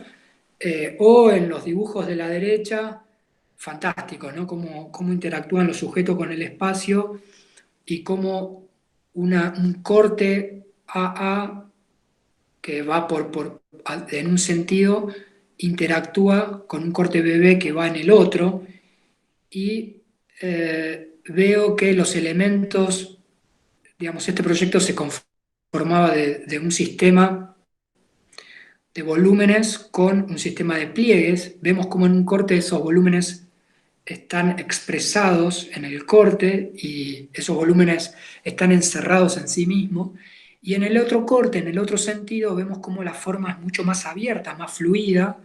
Esos volúmenes aparentemente cerrados se ven en vista. Eso me está contando de que la forma se abre hacia un lado y se cierra hacia el otro. Es muy interesante verlo cómo lo concerta con las distintas perspectivas que tenemos abajo. Y ya no son dibujos literales, son dibujos que de alguna manera me permiten a mí como observador del proyecto seguir imaginándome. No me lo están contando todo literalmente, ¿no? Es una prefiguración, es algo que va a existir a futuro. Me puedo dar el lujo de mimetizar el espacio, el aire que hay adentro del proyecto con la superficie de los planos, por ejemplo, ¿no? Que es en el mismo valor de blanco. Ese tipo de representaciones me generan distintas metáforas y hacen que los proyectos disparen reflexiones futuras que todavía no las tengo del todo claras, ¿no? Siempre decimos que los proyectos se congelan en un determinado momento del proceso y se entregan. Pero, siempre es importante saber que los proyectos pueden seguir infinitamente. Entonces, nosotros en Morfología General intentamos que estos métodos incentiven esa puerta abierta, ¿no? Los proyectos se definen, se terminan, se congelan un proceso, se entregan.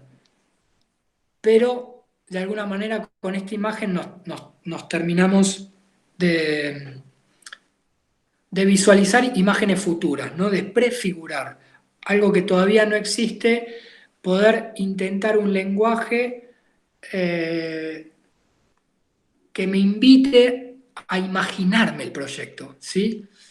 Este es el gran valor que tiene el sistema Monge cruzado con el sistema de perspectiva, ¿no?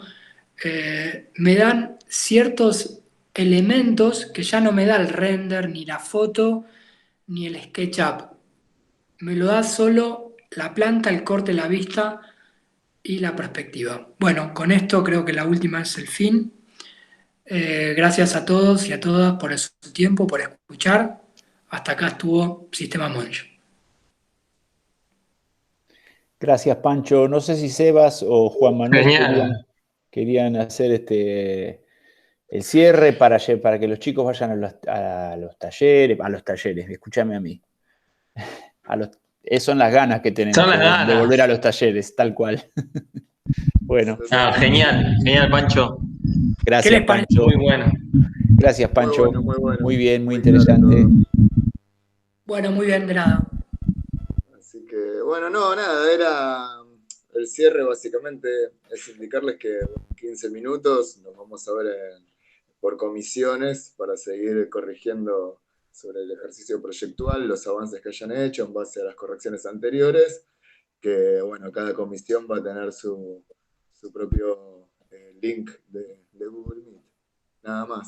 Después vamos a subir al Classroom algunas imágenes que Pancho también me envió para compartir, que puedo hacer un vistazo general ahora. Voy a compartir de nuevo. Sí, a mí me gustaría que las charlas estas estén, aunque sea en PDF, para que los chicos lo vean, sobre todo el método de perspectiva que está tan claramente expresado punto a punto, ¿no?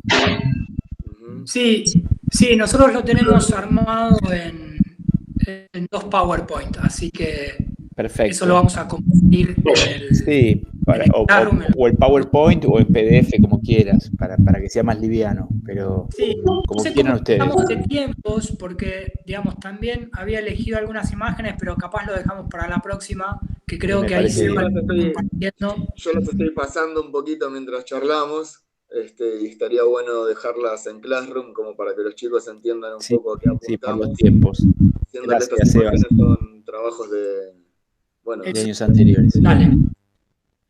Sí, solo aclarar que algunos están incluidos en el PowerPoint y otros quedaron afuera, pero que también son interesantes para ver.